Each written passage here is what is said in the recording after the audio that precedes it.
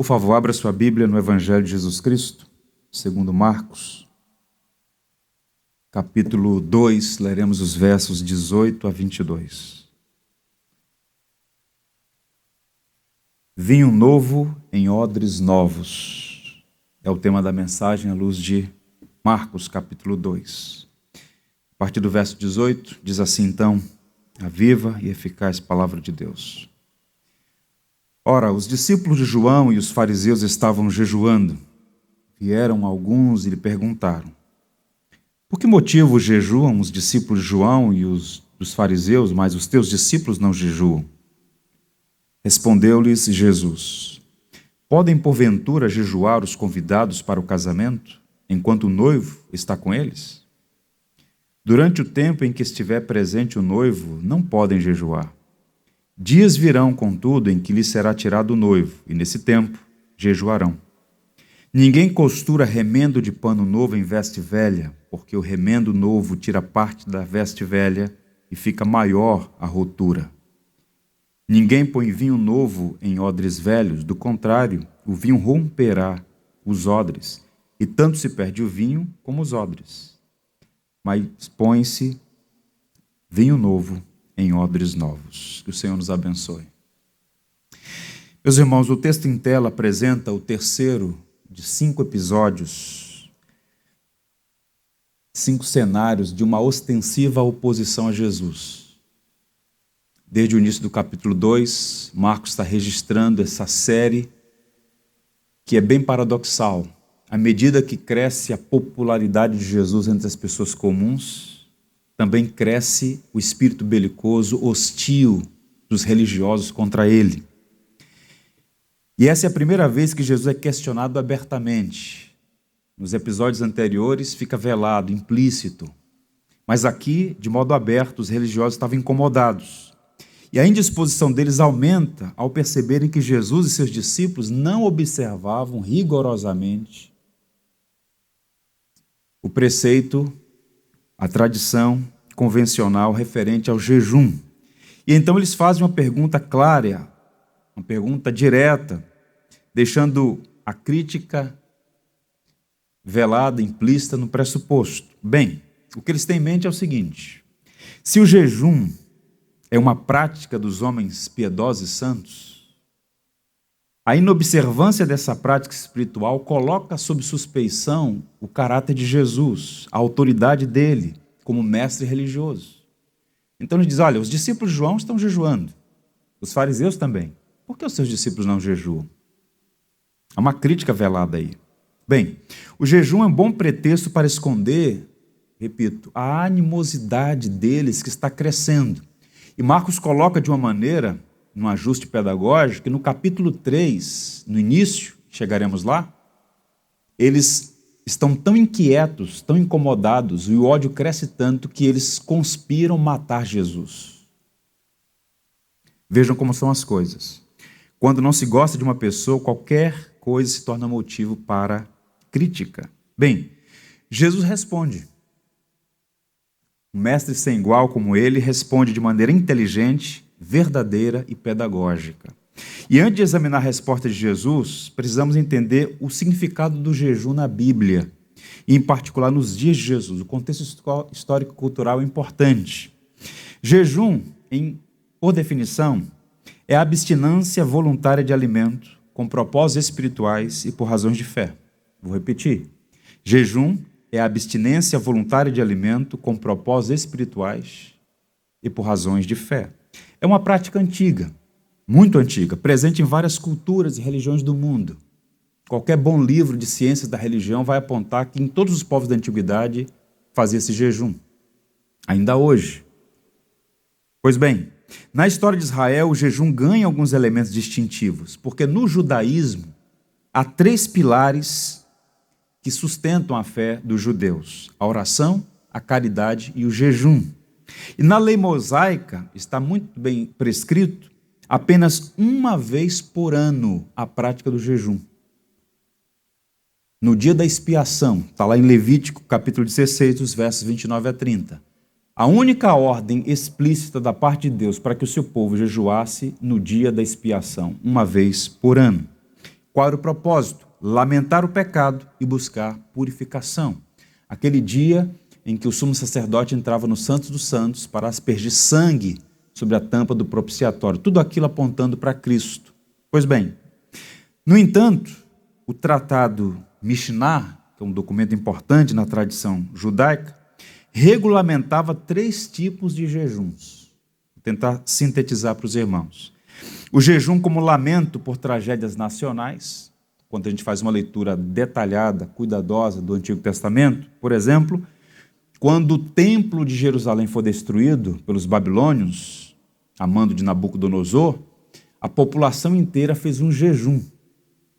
Abstiveram-se as pessoas de alimento como uma expressão de luto, de tristeza, de lamento por aquilo que aconteceu, a destruição do templo.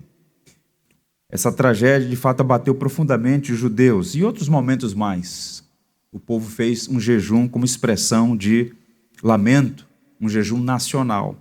Eu estava pensando nisso, me veio à memória, que ainda hoje os judeus fazem, pelo menos os ortodoxos, né? Ao Dia Internacional em Memória das Vítimas do Holocausto, que é celebrado, ou pelo menos esse dia é memorado no dia 27 de janeiro de todo ano, né? A partir de 1945. E por que razão os judeus fazem um jejum nesse dia? Expressando lamento pelo Holocausto. E 27 de janeiro porque foi o dia em que houve a libertação dos judeus do maior campo de concentração na Europa, em Auschwitz. Então, 27 de janeiro, boa parte dos judeus fazem um jejum nacional, trazendo à memória as vítimas do Holocausto. Então, é uma tradição que se perdura até hoje. Segundo, o jejum em tempos de crise, guerra, enfermidade, pragas, secas, fomes. Então, fazia-se um jejum suplicando a Deus misericórdia. E também o jejum autoimposto, por quaisquer motivos pessoais. O indivíduo podia, ele tinha essa liberdade de fazer um jejum. Davi, por exemplo, quando um de seus filhos estava doente, ele ficou sem comer, com uma espécie de súplica a Deus para que o Senhor socorresse a sua família. Enfim, você tem vários relatos assim nas Escrituras.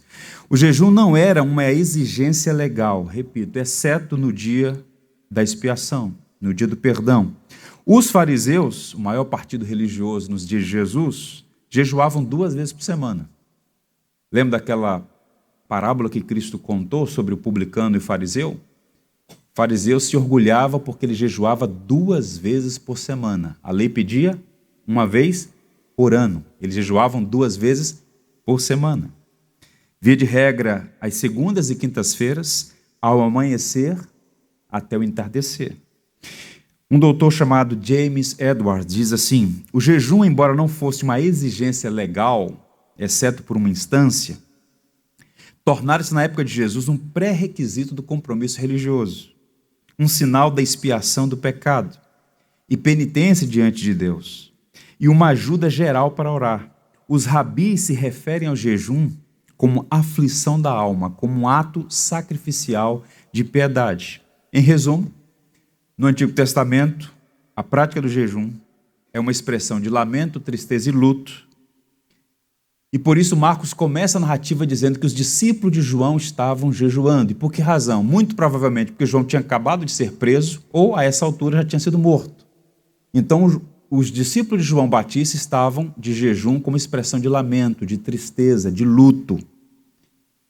E no decurso do tempo, o jejum torna-se também uma prática associada à espiritualidade, à devoção. Então, homens piedosos, homens santos, praticavam o jejum como uma espécie de fome da alma, anelo por Deus. No entanto, com o passar do tempo, muitas vezes, aquilo que parecia ser um sinal de piedade transformou-se num símbolo de hipocrisia.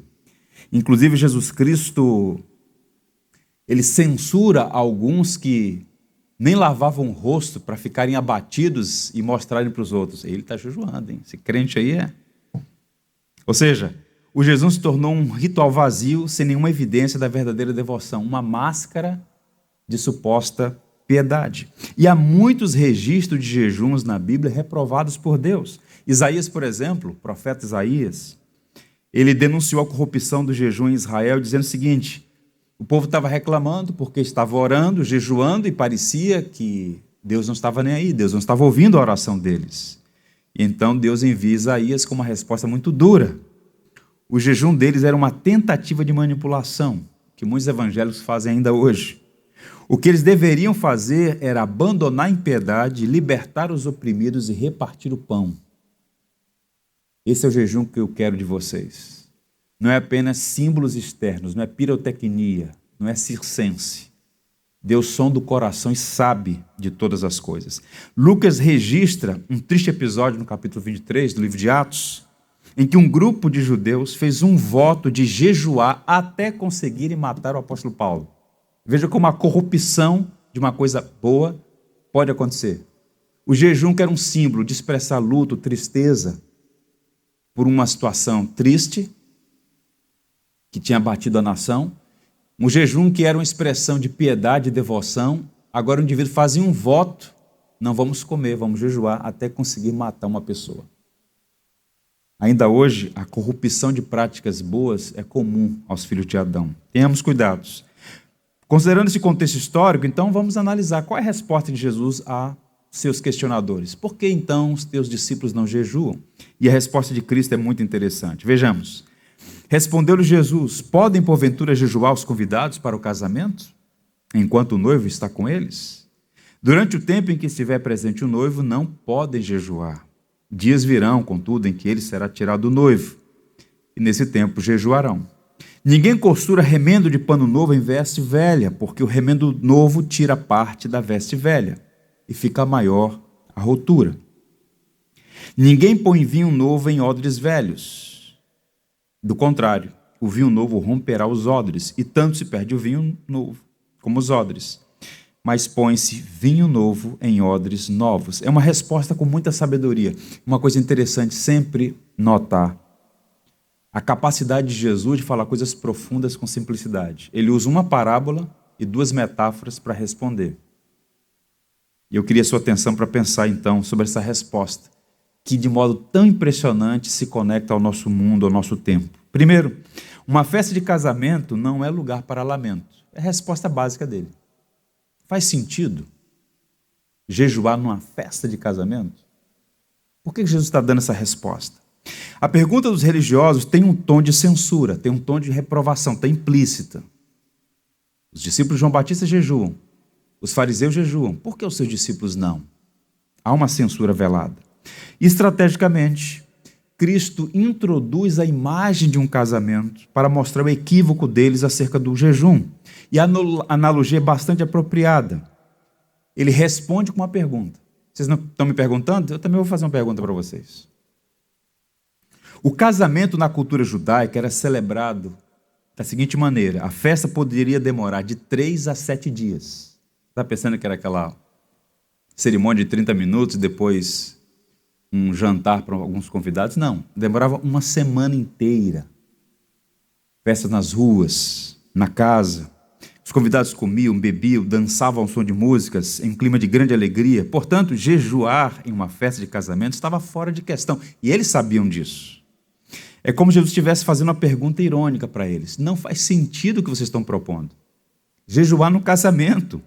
É correto os convidados jejuarem enquanto o noivo está celebrando o dia mais feliz da sua vida? Claro que não. O casamento é um tempo de celebração, não de lamento. E na cultura judaica, jejuar em uma festa de casamento era uma coisa impensável. Isso é interessante porque no Antigo Testamento, com frequência, o casamento é uma metáfora do relacionamento de Deus com Israel. Tanto é, observem, que todas as vezes que o povo se extraviava, se desviava do caminho, adorando falsos deuses, submetendo-se à idolatria que era comum aos povos pagãos, os profetas se levantavam e denunciavam a idolatria como sendo adultério espiritual.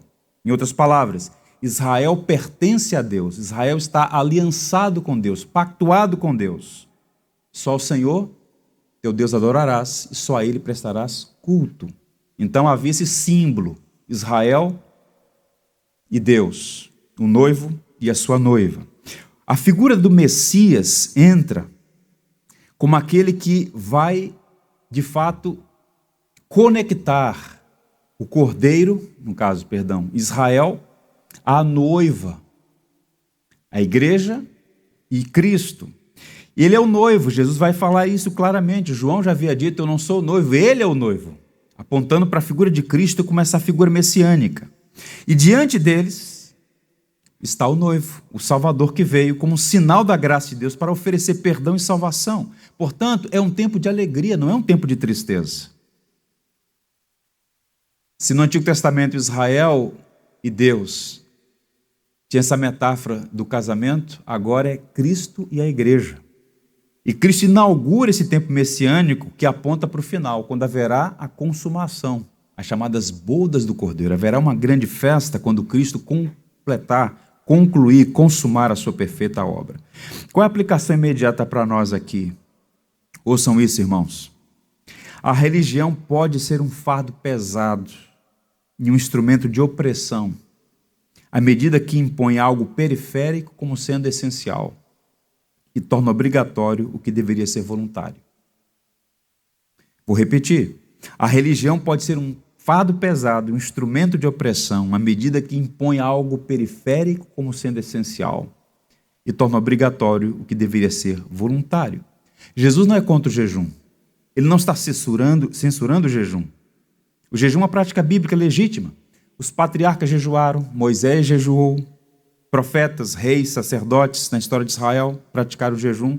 Alguns dos discípulos de Jesus eram discípulos de João e deram continuidade à prática de jejum semanal, muitos deles. O próprio Cristo jejuou 40 dias antes de começar seu ministério público. Portanto, no Novo Testamento encontramos a igreja orando e jejuando. E até hoje, cristãos voluntariamente podem, de modo adequado, fazer jejum. Qual é o erro dos fariseus? Eu diria, o erro é duplo e um erro que se repete. Primeiro, o desejo de controlar a fé do outro, impondo o fardo da obrigação sobre assuntos que Deus não exige e que são de caráter voluntário. Ainda hoje há muitas pessoas que querem controlar a fé do outro, que é determinar o padrão para o outro, muitas vezes em questões periféricas, como era o caso aqui do jejum. Um segundo erro, fazer da prática do jejum uma máscara de piedade que escondia o coração perverso. Jesus denunciou como sendo hipocrisia o jejum que é praticado para ostentar a espiritualidade e oprimir os fracos. O pastor Exaltino Gomes, ele disse que era para jejuar uma vez por ano, segundo a lei, mas os fariseus jejuavam 104 vezes. O que era aflição tornou-se ostentação. Percebam como as coisas podem ir nessa direção, lamentavelmente. E uma das cenas mais comoventes do Novo Testamento é quando Jesus se dirige para a multidão e ele percebe claramente que elas estão cansadas, sobrecarregadas, exaustas. E ele então se dirige àquelas pessoas debaixo de opressão da religião meritória, legalista, e diz assim: vinde a mim, todos os que estáis cansados e sobrecarregados, e eu vos aliviarei. Tomai sobre vós o meu jugo e aprendei de mim, porque sou manso e humilde de coração, e encontrareis descanso para vossas almas. Porque o meu jugo é suave e o meu fardo é leve. A religião meritória é opressora. Muitos tentam tirar o fardo da religião, entrando nos labirintos de uma vida sem Deus, mas o resultado é o mesmo. Alma enrugada, coração ressecado. Eu diria que o Evangelho de Jesus Cristo é vida, irmãos, e traz refrigério. Se você está oprimido, ainda não conheceu o Evangelho. Se no fundo há um vazio inexplicável, usando a linguagem de C.S. Lewis, é saudade de um país que você ainda não visitou. Portanto, tomemos cuidado. O Evangelho é refrigério para a alma. Não é um fardo que sobrecarrega a nossa jornada. O jejum deve ser uma prática voluntária, não uma imposição de santarrões que se apresentam como sendo melhores do que os outros. É o que Jesus está condenando aqui, a prática inadequada do jejum. Então, no verso 20, ele recomenda, diz assim: dias virão, contudo, vejam, em que lhe será tirado o noivo, e nesse tempo jejuarão. No meio da festa de casamento, é inadequado jejuar. Mas quando o noivo for tirado, e essa é uma referência, uma alusão à sua morte, geralmente os convidados deixam o noivo. Mas no caso aqui, ele será tirado, é uma remoção violenta. Ele está falando literalmente aqui do que ia acontecer. Sua prisão e sua subsequente morte. O noivo será tirado. Então, percebam, durante a sua ausência, os seus discípulos jejuarão, por lamento, tristeza e penitência, bem como por devoção, como exercício espiritual. O jejum seria praticado pelos discípulos. Então, Cristo não aboliu o jejum. Ele só colocou as coisas certas nos lugares certos e redefiniu aquilo que o livro de Provérbios chama de há tempo para tudo. Naquele momento não era tempo para jejum. O Dr. Warren Wiersbe diz assim: Jesus não estava sugerindo que sua ausência na terra significaria que seus seguidores teriam de substituir a festa pelo funeral. Apenas indicava que no tempo futuro um jejum ocasional seria apropriado, mas que a alegria da celebração deveria continuar sendo a experiência normal dos cristãos. Cristo não veio trazer tristeza, Cristo veio trazer efusiva alegria. Alegria é uma marca distintiva da verdadeira fé. A religião meritória apresenta regras para sobreviver neste mundo que é um mar de lágrimas. O Evangelho é boa notícia sobre ou acerca do que Cristo fez para garantir, de uma vez por todas, uma vida plena de alegria aqui e por toda a eternidade. Quem bem entendeu isso e compôs uma das melhores músicas da história foi Bach, musicista alemão, luterano. Das dezenas de cantatas que ele compôs, a 32ª, Jesus, a Alegria dos Homens, ele faz uma descrição dessa alegria que Cristo, como noivo, veio compartilhar com a sua noiva. Jesus continua sendo minha alegria, o conforto e a seiva do meu coração. Olha que poesia linda. Jesus refreia a minha tristeza. Ele é a força da minha vida. Ele é o deleite e o sol dos meus olhos, o tesouro e a grande felicidade da minha alma. Por isso, eu não deixarei ir Jesus do meu coração e da minha presença.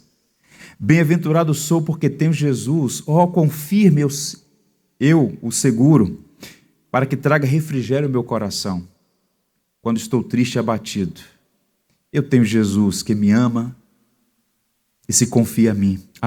Por isso não deixarei, mesmo que o meu coração se quebre. Jesus é minha alegria. Uma belíssima canção.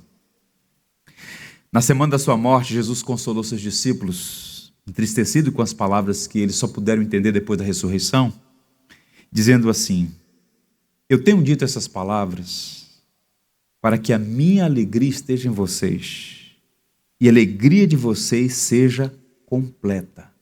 Então ouçam, meus irmãos, a alegria é uma marca distintiva da vida cristã. E naquela cultura, por variadas razões, aqueles homens que liam e reliam a Bíblia do seu tempo, o Antigo Testamento, não conseguiram entender aquilo que era basilar.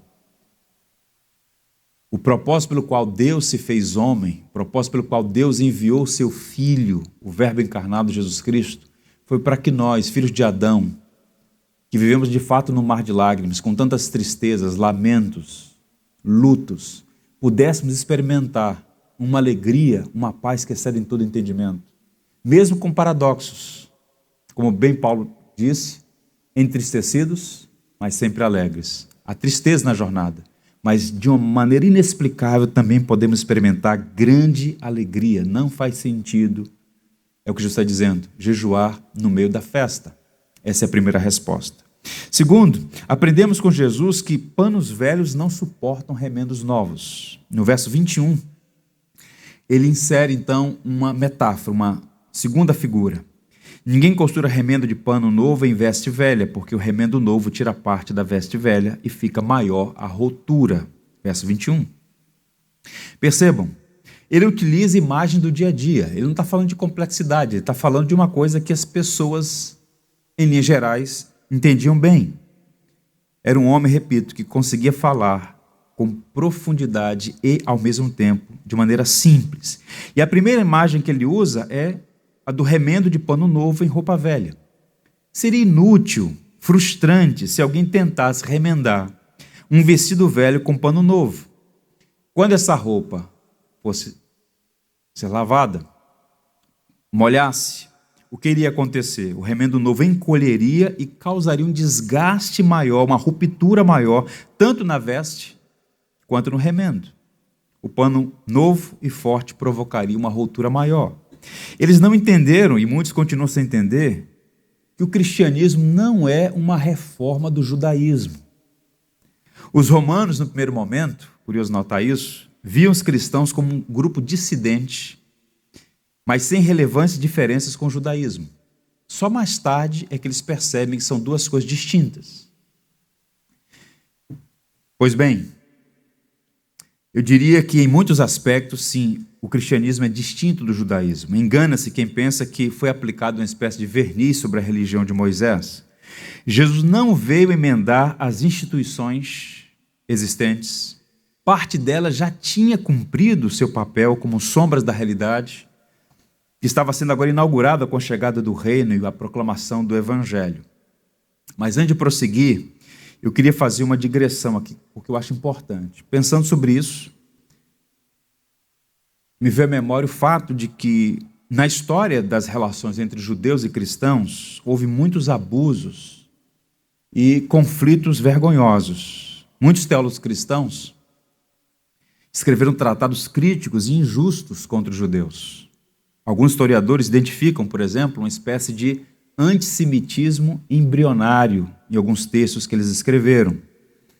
E o ponto culminante foi o século XIX e o nefasto início do século XX, com o Holocausto. Se você visitar Jerusalém, por exemplo, a cidade que é capital de Israel, o Yad Vashem, Museu do Holocausto, logo na entrada do museu, uma das primeiras galerias, há um destaque para uma frase infeliz de Santo Agostinho. Mais à frente, no século XVI, Martinho Lutero também escreveu um artigo horrível sobre os judeus, uma nódoa em sua biografia. Então, não se pode tapar o sol com a peneira. Muitos bons teólogos cristãos cometeram o erro de escrever alguns absurdos em relação ao povo judeu. Depois da Segunda Guerra Mundial, com a criação do Estado de Israel, 1948, houve uma mudança de postura e uma releitura das relações entre judeus e cristãos. Hoje, mais em qualquer outro momento da história, há uma relação cordial. Nós amamos o povo judeu, nós oramos por Israel. É preciso lembrar que a salvação vem dos judeus, disse Jesus. Ele mesmo é um judeu, filho de Abraão, filho de Davi. Sugiro a vocês a leitura de um livro de um homem chamado Joy Richard, Quando um Judeu Governar o Mundo. Ele faz uma leitura bem interessante desses fatos que eu sintetizei a vocês aqui. Não obstante a isso, aprendemos com Jesus que o vestido velho do antigo sistema da lei não suporta remendo novo. Não apenas os jejuns, mas o sistema inteiro foi superado por algo novo. Mais especificamente, por alguém novo, o próprio Cristo. O evangelho, eu diria, é uma roupa inconsútil. Sabe o que significa inconsútil? Que não tem costuras, que não tem emendas. O evangelho não é uma emenda de uma outra religião. Qual é a aplicação imediata para nós? A fé cristã é apresentada como nova, não apenas por ser diferente, mas por ser o cumprimento da antiga aliança. O evangelho é a nova ordem, porque o fim da lei é Cristo. Eles não estavam entendendo, e o que é interessante, ainda hoje muitos não entendem. O que está acontecendo ali é a inauguração de uma nova era, de uma nova ordem, o reino messiânico, a inauguração do reino de Deus. E todos aqueles eventos, aquelas instituições do Antigo Testamento, que tinham seu valor, cumpriram seu papel. Eram simbólicas, temporárias, mas agora está aquele que encarna tudo. Ele falou claramente, a lei, os profetas e os escritos testemunham de mim. Cristo é o coração do Antigo Testamento. Tudo apontava para ele. Nós não desprezamos o Antigo Testamento, nem fazemos pouco caso da lei. Nós somos herdeiros das tradições de Israel, filhos espirituais de Abraão. Somos gratos a Deus porque Ele nos incluiu no pacto da graça. Fomos enxertados na videira e somos abençoados em Jesus, o filho de Davi. Agora, o que está acontecendo ali é a inauguração de um reino que não está mais relacionado diretamente à etnia, porque o que Deus prometeu a Abraão está acontecendo. Em ti serão benditas todas as famílias da terra. A salvação não é apenas para os judeus, mas para todos os povos da terra. Eu quero recomendar para vocês a leitura do livro de Hebreus. Um livro difícil, mas um livro muito instrutivo sobre essa descontinuidade e continuidade entre a antiga e a nova aliança. Curiosamente, era o livro mais apreciado por Rui Barbosa, dos livros bíblicos, o grande advogado do Brasil. E no capítulo 10, nos versos 1, 4 e 12, eu vou ler para vocês. Ora, visto que a lei tem sombra dos bens vindouros, não a imagem real das coisas, nunca jamais pode tornar perfeitos os ofertantes, com os mesmos sacrifícios que ano após ano, perpetuamente eles oferecem. E aí vem uma palavra forte. É impossível que o sangue de touros e bodes remova pecados. Verso 12. Jesus, porém, tendo oferecido para sempre um único sacrifício pelos pecados, assentou-se à destra de Deus. O autor da carta aos Hebreus, cuja identidade desconhecemos, ele está se dirigindo a um grupo de judeus convertidos ao Evangelho, dizendo o seguinte: olha, Cristo é superior à lei, a Moisés, aos anjos, às instituições todas. E isso não é diminuir o papel das instituições passadas, o papel daqueles personagens importantes como Moisés, o grande fundador do judaísmo. Muito pelo contrário, é a coroação, é a glória. Moisés disse que Deus levantaria um profeta semelhante a ele, humano, e de fato Deus levantou a Jesus. Paulo vai afirmar que o fim da lei é Cristo. As instituições do Antigo Testamento eram sombras. Cristo está acima de Moisés, acima dos anjos. E por que Paulo diz que o fim da lei é Cristo? Isso é verdade em dois sentidos: propósito e conclusão. O propósito da lei é revelar, primeiro, a santidade de Deus em contraste com a nossa pecaminosidade. Por isso Cristo coloca todo mundo numa situação bem difícil, porque a lei dizia: não assassinarás. A lei diz isso. Cristo então problematiza e diz: eu digo para vocês, aquele que odiar seu irmão no coração já cometeu assassinato. Então ele tira do campo da ação e leva para o campo da intenção, para nivelar todo mundo por baixo e dizer o seguinte: o propósito da lei é mostrar que Deus é santo, que vocês não são, vocês são pecadores. O propósito da lei é apontar para a necessidade de um Salvador. Paulo disse que a lei serviu de aio, uma pedagoga, um pedagogo que nos conduziu para Cristo. Esse é o propósito da lei. E a lei cumpriu o seu papel. E ainda cumpre o seu papel, como espada que fere o coração do homem e o leva a buscar o único refúgio possível, que é Jesus Cristo. Mas também é usado no sentido de cumprimento e conclusão.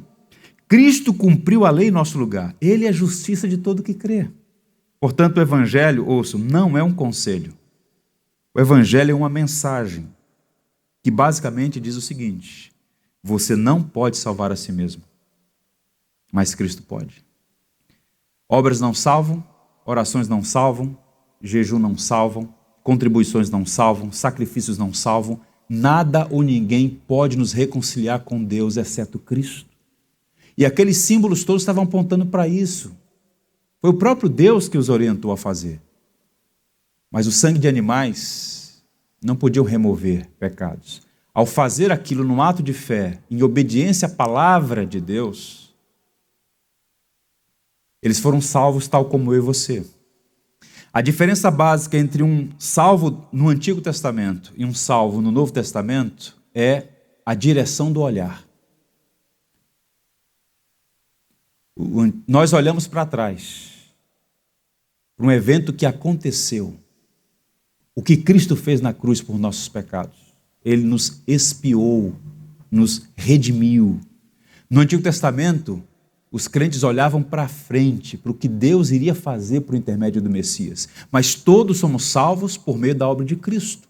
É por isso que Jesus disse para os fariseus: Abraão viu o meu dia e se alegrou. Ele que é o pai da fé. Ele creu na palavra de Deus e isso lhe foi imputado como justiça. Portanto, quando Paulo diz que o fim da lei é Cristo, ele está falando, a lei cumpriu seu propósito. Ela revela a nossa completa miséria e a carência de receber a salvação que nós não podemos produzir por nós mesmos, mas que vem gratuitamente por meio de Cristo. E ao mesmo tempo, o fim da lei é Cristo porque Cristo cumpriu a lei. O único ser humano que obedeceu à lei foi Cristo. E quando você confia sua vida a Cristo, o que ele fez lhe é imputado. A dívida é paga e o crédito é colocado na sua conta. Tudo isso, Cristo está apresentando de uma forma sutil com essas palavras para mostrar o seguinte: vocês querem remendar as instituições passadas? Eu não vim com esse propósito. Não se pode colocar um remendo novo em panos velhos. Ele não está desprezando o seu próprio povo, mas está dizendo o seguinte: uma nova era surgiu. Vocês precisam atentar para isso. Pois bem, e por fim, ele fala do vinho novo. O vinho novo não é para odres velhos. O último verso, o verso 22. Ninguém põe vinho novo em odres velhos, do contrário, o vinho novo romperá os odres, e tanto se perde o vinho como os odres. Mas põe-se vinho novo em odres novos. Até poucos anos atrás, garrafas de vidro e barris de madeira eram completamente desconhecidos no Oriente. O recurso usado para guardar vinho era o odre, que é basicamente um recipiente de couro de ovelhas e cabras, uma espécie de saco capaz de armazenar líquidos.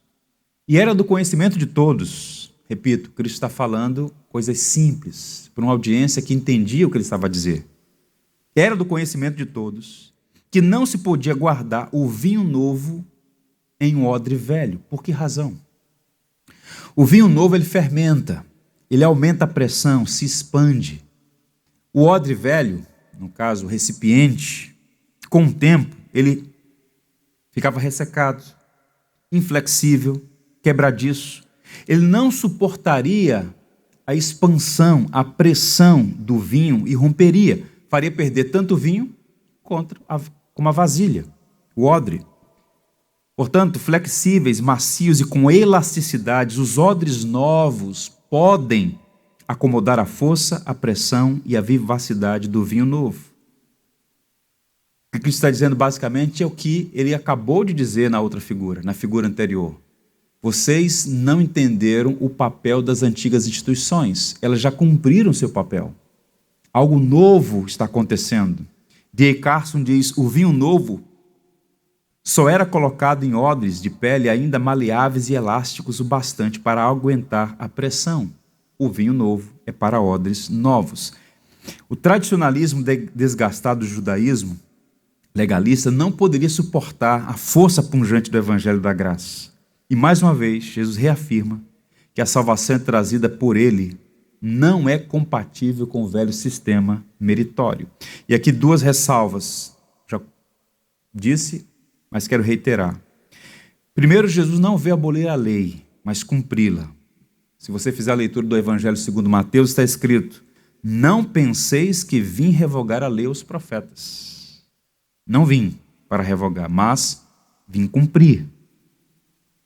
Então, lei e profeta são termos referenciais para o Antigo Testamento. Jesus é o cumprimento da lei e jamais se opôs ou condenou a lei de Deus. Na carta aos Romanos, Paulo, o evangelista da graça, o apóstolo da graça, ele diz no capítulo 7, verso 12, que a lei é santa e o mandamento santo, justo e bom.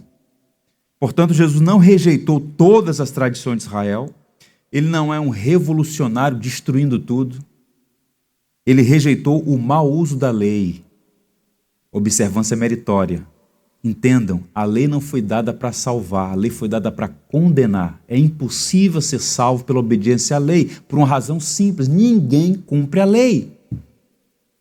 Mas são tantas leis, Jesus resumiu em duas, e você não é capaz de cumprir essas duas leis, que é amar a Deus sobre todas as coisas e ao seu próximo como a você mesmo. De modo que está todo mundo nivelado por baixo, pecadores carentes da graça de Deus. Portanto, ele está rejeitando o mau uso da lei. Boa parte dos religiosos do seu tempo julgavam-se superiores aos demais, por quê? Frequentavam a sinagoga, liam a Bíblia, jejuavam, faziam caridade. Bem, nós merecemos um lugar no céu. Cristo diz, vocês não entenderam o papel da lei. O papel da lei não foi salvar, não é salvar. É condenar e apontar para a semente que Deus enviou. Cristo, palavra viva. E então ele não condena a lei, ele não rejeita todas as tradições de Israel, ele é um judeu, mas ele corrige os abusos em nome da tradição. E há uma grande diferença entre ser tradicional e tradicionalista. Yaroslav Pelikan, um historiador da igreja, ele sintetizou muito bem numa frase simples. A tradição é a fé viva dos que já morreram. O tradicionalismo é a fé morta dos que ainda vivem. Então somos tradicionais, mas não tradicionalistas. E muitos daqueles religiosos eram tradicionalistas. E eles estão condenando os discípulos de Jesus por não praticarem um jejum, ignorando que ali está o noivo, ali está o prometido, ali está o Messias, o Cristo, que veio inaugurar o reino de Deus na terra. Segundo, Jesus inaugura essa era messiânica ao afirmar, lá no capítulo 1, o primeiro sermão de Jesus, o tempo está cumprido, o reino de Deus está próximo, arrependei-vos e crede no Evangelho. O Evangelho não pode ser remendado ao antigo judaísmo, nem tampouco pode ser domesticado à matriz da religião judaica. Em outras palavras, é como Jesus estivesse dizendo para aquelas pessoas, você não pode pegar o novo e forçá-lo, adaptá-lo a velhas estruturas. O rei chegou e com ele uma nova ordem foi inaugurada. A fé cristã tem a sua herança judaica, mas não se submete a velhas formas que tinham valor temporário. Esse é o grande conflito entre Paulo e os chamados judaizantes nas igrejas da Galácia. Se você abrir a carta de Paulo aos Gálatas, Paulo não dá nenhuma saudação, Paulo já vai direto, porque está escrevendo irado. Porque ele deu as costas, saiu para outros campos e se intrometeu naquela igreja um grupo de pessoas que queria promover outro evangelho que não era o evangelho de Jesus Cristo. E aquelas pessoas, os gálatas, foram ludibriados com um falso evangelho. Esses falsos mestres estavam exigindo que os cristãos guardassem o sábado, as regras dietéticas, submetessem a circuncisão como sendo essenciais para a salvação. Paulo disse, que absurdo! E Paulo era um judeu. Não vamos confundir o que é cultural com o evangelho. Se um indivíduo é judeu e quer manter essas práticas, tudo bem, mas não pode impor isso aos gentios. Isso não é essencial para a salvação. Ninguém é salvo por guardar o sábado. Ninguém é salvo por jejuar. Ninguém é salvo por submeter-se à circuncisão. A circuncisão que Deus quer agora é a do coração. Há muitos que foram circuncidados na carne, mas que pereceram. Nós é que somos verdadeiros filhos de Abraão. E sofremos a circuncisão espiritual, a circuncisão do coração. Paulo os enfrentou. Tal como Jesus, estabeleceu um princípio importante aqui. Fazer uma pequena concessão pode abrir precedentes perigosos. A verdade do Evangelho é inegociável. Havia muitos falsos mestres perturbando a igreja no primeiro século e as cartas dos apóstolos vão apontar nessa direção. Por exemplo, na igreja em Colossos, Paulo chega a dizer o seguinte para aquela igreja: ninguém, pois, vos julgue por causa de comida e bebida, ou dia de festa, ou lua nova, ou sábados. Por que, Paulo?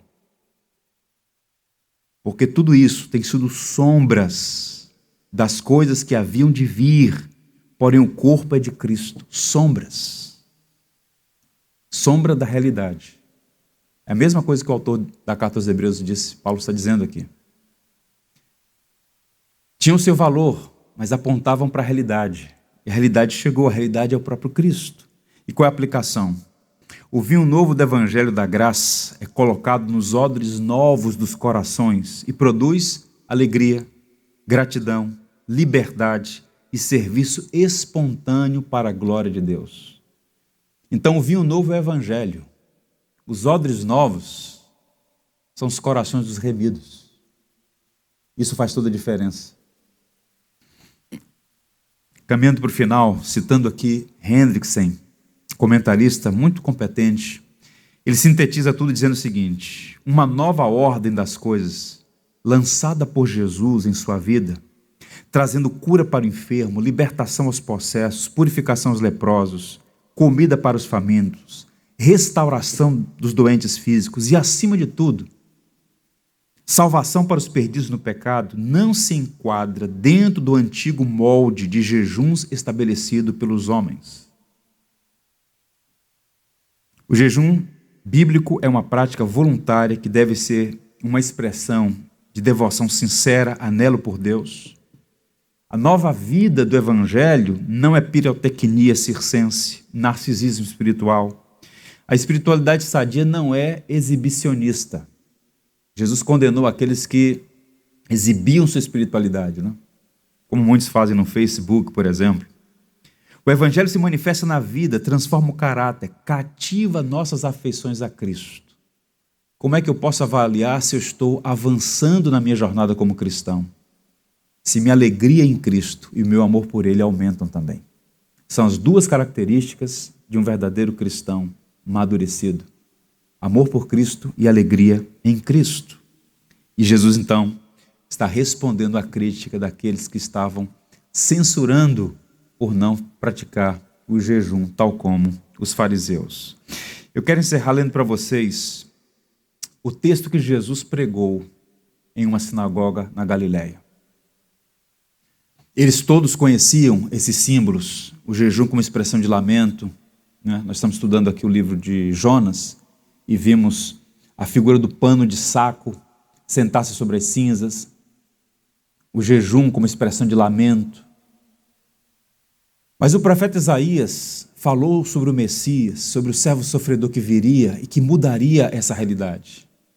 Ainda estamos em um tempo em que sofremos, temos lutas, dificuldades, passamos por vales, provações, temos tristezas, lutos. Mas o que Cristo fez naquela cruz garantiu a nossa plena e total alegria por toda a eternidade.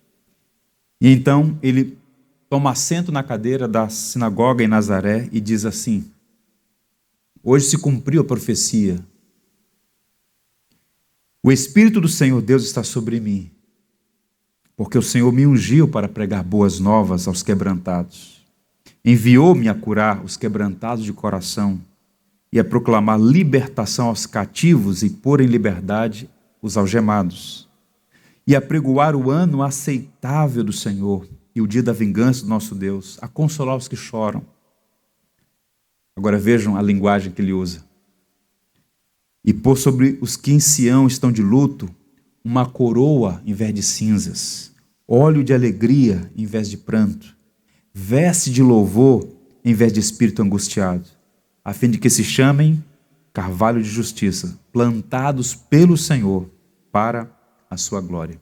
Ou seja, não é tempo de tristeza, disse Jesus, é tempo de efusiva alegria. Nosso Rei veio a este mundo, morreu a nossa morte, restou o terceiro dia, está vivo, assentado à destra do Pai Todo-Poderoso.